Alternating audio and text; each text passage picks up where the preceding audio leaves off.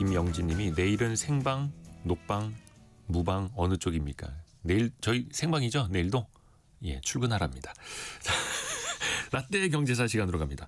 올해가 벌써 일주일밖에 안 남았습니다. 과거에는요, 이쯤 되면 새 달력 딱 준비하죠. 또 연하장도 손수 쓰면서 사람들에게 마음을 전하기도 했는데요. 지금과는 많이 또 다르고요. 경제 전문 뉴미디어 어피티의 김정인 이사와 함께 그 시절 12월로 떠나보시죠. 안녕하세요. 안녕하세요. 요즘에도 달력 수요가 좀 있을까요? 어때요? 요즘에는 많이 줄었죠. 많이 줄었습니다. 특히 이제 벽걸이 달력 같은 경우에 인쇄 부수가 굉장히 가파르게 줄어들고 있다고 합니다. 네. 늘 들여다보고 있는 스마트폰의 캘린더 앱이 워낙 강력해가지고요. 예. 근데 시장 조사를 좀 해보니까 글로벌 마켓에서는 오히려 좀 성장세인 부분이 있더라고요. 특히 이제 하이브리드 형태들 있잖아요. 네. 탁상 달력이나 아니면 다이어리 같은데 QR 코드를 박는다든지 하는 식으로 이제 디지털 앱이랑 연동을 시키면은 종이 다이어리도 예. 디지털로 연동한다고요? 네네네. 그러면 확실히 이제 효과가 좀 커가지고 종이 여전히 글로벌로 보면은 종이에 기대하는 바는 좀 있는 것 같습니다. 근데 요즘 어디 다녀도 그 벽에 달력 붙어 있는데 보기 쉽지 않아요. 벽걸이는 특히 그렇죠. 근데 또 사람들이 은행 달력, 네. 은행에서 나눠주는 달력은 되게 선호하더라고요. 네, 이게 네. 옛날부터 왜 돈 들어온다는 속설 좀 있었잖아요. 맞아요. 은행 달력을 받아놓으면 이제 돈이 들어온다는 귀여운 미신이 있습니다. 네. 네, 언제부터 은행 달력을 그렇게 찾기 시작했냐면요. 생각보다 오래됐어요. 1950년대부터 은행이 달력 제작을 시작해서 50년대요. 1960년대 굉장히 인기가 있었다고 합니다. 그래서 1955년에 제작된 조흥은행 달력이 대한민국 역사박물관에 보관이 되어 있고요. 아주 오래된 베스트셀러이자 스테디셀러죠. 근데 그만큼 이제 필수품이었기도 하고 달력도 또 공산품이잖아요. 네네. 그래서 공인비 뭐 원가 들어가고 이러니까 비싸기도 하고 그랬는데 그 당시에는 근데 은행들이 그 비싼 달력을 1950년대, 60년대부터 공짜로 나눠주니까 인기가 굉장히 있을 수밖에 없고요. 그리고 농협이나 이제 수협 같은 데 보면은 물때 표시해주고 맞아요. 사실절기 표시해주고 이러니까. 되게 어촌 가면 그런 달력 많아요. 네, 직종에 따라서 굉장히 좀 인기가 있을 수밖에 없죠. 그리고 옛날에는 또 인테리어 역할도 톡톡히 했고요. 근데 지금의 은행 달력 품귀 현상은 사실 수요가 줄어드는 것보다 좀 공급이 줄어드는 속도가 더 빨라서 그렇습니다. 마치 결혼식장처럼. 그래서 2013년에 소비자 인식조사들 보면요. 솔직히 사용하지는 않지만 없으면 허전하니까 꼭 필요하다. 이런 답변들이 굉장히 많더라고요. 김재은 님이 요새는 달력 구하기 힘들더라고요. 은행도 계좌 있어야 주고요. 라고 보내주셨는데 은행 달력이 지금보다 더 열풍일 때 정부가 이거 배포를 막은 적도 있어요? 네, 워낙 이제 인기가 있었어가지고 은행의 과잉 경쟁을 방지하기 위해서 1973년에는 이제 제작을 중지를 시키기도 했습니다. 물자 낭비가 아무래도 논란이 됐었고요. 아마 1972년, 73년 요 사이에 금융단 협정에 따라서 금융당국이 월 평균에 1,200만 원 이상을 광고비로 지출해서 없게 했는데 여기에 이제 달력 배포가 포함이 되는 거죠. 그래서 10년이 지난 1983년에 광고 규제가 풀리면서 은행 달력이 다시 등장했습니다. 그러니까 과도한 마케팅 출혈 경쟁을 자제하라. 이게 네. 72년에도 있었던 거네요. 네네. 은행 말고 다른 기업들도 이 달력을 일종의 마케팅 수단으로 활용했을까요? 네, 그렇죠. 왜냐하면 PR 효과가 굉장히 크니까요. 지금도 광고를 잘 사용하는 기업들은 카탈로그 같이 배포하고 그러면 20% 30%씩 매출 오르기도 하고 그런다고 합니다. 근데 그때는 더 그랬죠. 왜냐하면 달력은 진짜로 이제 사용을 하게 되면 하루에도 수십 번씩 쳐다보거든요. 그래서 매일 쳐다보니까 PR 효과가 참 크고요. 달력의 전성기였던 1983년 기사를 보면 기업 이미지를 대변을 한다면서 새해 달력을 화려하게 많이 만든다. 연말까지 1천만 부 이상 배포 예정이다. 이런 기사도 또 나와 있고 합니다. 그래서 기업 홍보팀의 연말에 굉장히 큰 고민 중에 하나가 달력에 어떤 사진이나 그림을 디자인. 넣어야 그렇죠. 우리 기업이 다른 기업보다 이제 더 돋보여야 많이 되니까. 많이 이제 홍보가 될까 이게 굉장히 고민이었죠. 삼성그룹 같은 경우에는 전통적으로 해마다 동양화를 넣어왔는데 1983년에는 국내 작가 서양화로 이제 10만 부 이상 만들었다고 해가지고 되게 좀 기사가 많이 나왔고요. 네. 대우그룹은 또 그때 10만 부 늘려가지고 65만 부 인쇄한다고 했는데 이때는 또 민화 중심으로 했다고. 근데 재밌는 거는 아랍어판을 1만 부를 찍었다 그래요. 아랍어요? 예, 아랍어로 된 달력을. 예, 그건 뭐 해외 네, 해외 고객들 때문에. 배포용으로. 그때 해외에서도 인기가 굉장히 있었다고 합니다. 이제 코오롱 그룹은 스포츠 사진 위주로 가고 현대그룹은 이때 경영 합리화를 한다고 숫자만 들어가는 달력을 만들고요. 그 외 지금은 없는 그룹들이 뭐 국제그룹 이런 이름도 좀 등장을 하고 합니다. 독특했던 건요. 그때는 아직 이산가족이 사회 문제일 네네네. 때라서 1989년에는 북한 사진이 달력에 들어가기도 했어요. 오. 특히 이제 금강산의 비경이라는 야, 제목의 금강산. 달력은 중구나 을지로에서 많이 팔렸는데 이것만 50만 부 이상 팔렸다고 합니다. 또 예전에 보면 네. 정치인 얼굴 대문짝만하게 있던 그런 달력도 있지 않았나요? 그렇죠. 1950년대가 특히 심했는데 정치인 사진으로 거의 도배가 돼가지고 정치 선전물로 분류가 될 정도였습니다.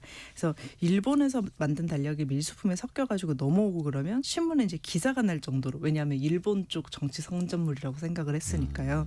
이제 나라가 뒤집어질 정도였는데 그러니까 지역구 구민한테 돌릴 선물로도 달력을 참 많이 만들었다고 합니다. 근데 그때 이제 달력 구성을 보면 신문지만한 종이판 한가운데 자신의 사진을 이렇게 딱 넣고 네네네. 이제 그 12달을 빙 눌러서 자기 사진 이제 빙 눌러서 이제 표시를 했는데 이게 50년대 히트 콘텐츠라고 합니다. 야, 그래서 1960년대에는 일본에서 인쇄기가 또 넘어와가지고 컬러 인쇄가 보급이 되기 시작했는데 이때부터는 또 연예인 PR 효과가 있었죠. 그러니까 여성 배우들이랑 연예인들이 이제 달력 모델이 되어야 이제 좀 인기 있는 스타다 이렇게 인정을 받을 옛날에 그 정도였는데. 책받침에 들어가시던 그런 모델분들처럼. 그렇죠. 그때 이제 들어갔던 모델들을 보면 조미령, 최은희, 도금봉, 김지미, 남정인 뭐 이런 남정임 뭐 이런 분들 이제 옛날에 스타들 이름이 예. 좀 있고요. 처음에는 한복 차림이 인기였는데 점점 이제 수영복 차림으로 넘어갔다고. 또 시대상이 보이기도 합니다. 달력을 보면. 그 공짜로 받을 수 있는 달력 말고 직접 사는 달력도 있었을 거 아니에요? 네네. 시대별로 가격은 얼마나 했을까요? 1967년 기사를 보면요. 네. 외국인이 관광이나 업무차 왔다가 우리나라 풍물이나 이제 민속 풍경이 담긴 달력을 기념품으로 또 사가지고 가는 게 사기 되게 좋죠. 인기였대요. 근데 이때 가격이 아트지라고 좀 판판하고 빛이 반들반들한 종이가 있어요. 고급 종이. 네, 여기 인쇄한 대형 달력이 한 300원 정도. 그리고 모조지 좀 얇은 거 대형 달력은 150원, 소형은 30원 정도 했는데 67년이요? 네, 1967년. 67년에 300원이면 비싼 거 아닙니까? 그렇죠. 이때 300원 하던 가격들이 뭐가 있냐면 영화 관람료가 300원, 립스틱 한 개가 300원, 또 소고기가 한 근에 300원 정도 소고기 한 했는데 근 가격. 근데 평균 받는다 싶었던 이제 사무직 월급이 한 4,000원에서 6,000원 정도 했거든요. 그러니까 결코 싼 가격은 아니죠. 그러니까 물자가 다른 물자랑 비교해서 뭐 싸고 비싸다기보다는 그냥 물자 자체가 좀 귀한 시절이었다는 게 느껴지는 가격입니다. 그 당시에 달력은 꽤 비쌌던 것. 비쌌죠. 1967년 기사를 바탕으로 네. 찾아봤고요. 그러다 보니까 옛날에 저 어릴 때만 해도 다 쓴 달력도 거의 안 버렸어요. 네. 그 전 부칠 때 그 바닥에 깔기도 하고 맞아요. 책 포장지로 썼던 기억도 있는데 저는. 네, 그 달력 종이가 이제 좋은 그림이 인쇄가 되면은 그 예. 사실 좋은 종이는 예나 지금이나 비싸요. 그래서 이게 또 그 왜 아트지라고 하는 게 도톰하고 반짝거리고 고급지예요. 네, 네. 그래서 이게 그림을 그러니까 인테리어 물자도 좀 부족하던 시절이니까 예. 이게 그 달력을 이렇게 오려가지고 표구 액자를 해다가 벽에 거는 일도 굉장히 이제 그 비일비재했습니다. 달력에 멋있는 그림이 있으니까. 네, 그 1970년대는 그래서 동양화 달력이 인기가 있었던 이유가 바로 그런 거고요. 대체제죠. 그리고 1980년대는 또 풍경 사진이 그렇게 인기가 있었다고 합니다. 왜냐하면 해외여행 대리만족으로 외국 풍경이 그렇게 인기였다고 하고요. 올림픽 이후에는 약간 이제 국내에 대한 자부심이 좀 생겨가지고 국내 풍경이라든지 금강산 풍경 같은 데가 인기였고요. 종이가 생각보다 굉장히 비싼 중간재예요. 그래서 말씀하신 대로 80년대, 90년대에는 달력 종이로 이제 교과서 겉표지도 만들고 이제 부엌 찬장에도 깔고 이 인쇄 잉크가 나름 어느 정도 방충 역할을 좀 하고 그래가지고요. 이제 여러 가지로 가정 생활 용품으로 썼죠. 그래서 저 어렸을 때만 해도 이거 뭐 하다가 달력 딱지 접어가지고 좀 이제 종이배도 접고 이래서 친척들이랑 같이 놀았던 기억이 나고. 맞아요. 달력 종이로 딱지 접으면은 그 되게 강력했습니다. 네, 학교 과제물 재료로도 좀 많이 가져오라 그러고. 근데 이제 90년대 들어서면서는 탁상용 같은 걸로 이제 달력 형태가 좀 다양해지면서 점점 소형이 인기가 되면서 이런 트렌드는 좀 많이 줄어든 것 같아요. 또 추억에 같이 많이 빠지시는 청취자분들 많이 계십니다. 8068 쓰시는 분이 매일 그 한 장씩 뜯는 달력이 있었잖아요. 토요일은 파란색, 휴일은 빨간 글씨. 매일 뜯고 싶어서 누나보다 먼저 일어났던 기억이 난다고. 내일은 내가 먼저 일어나서 뜯어야지 이런 거. 재밌습니다. 또 하나 그 연초 빠지지 않는 게 연하장 아닙니까? 네. 근하신년 이렇게 적어서 보내기도 하고. 맞아요. 이거는 왜 또 언제 시작됐을까요? 근데 사실 이제 근하신년은 일본에서 유래된 문구라서 근데 사실 우리나라 말이라고 해도 저는 괜찮을 것 같은 게 1910년대에 이미 우리나라 명사화가 돼가지고요. 네. 삼가 신년을 경하드립니다. 뭐 이런 뜻입니다. 이제 연하장 달력과 뗄 수 없는 존재였고요. 신년에 선물 주고받으면서 인사하는 거 너무 오래된 문화죠. 네. 그래서 우리나라는 조선시대 때부터 새함이라고 새해가 되면 관아 아전들이나 군영 병사들이 종이를 접어가지고 자기 이름을 쓴 명함을 관청 같은 데 두고 오는 이제 관습이 있었다고 합니다.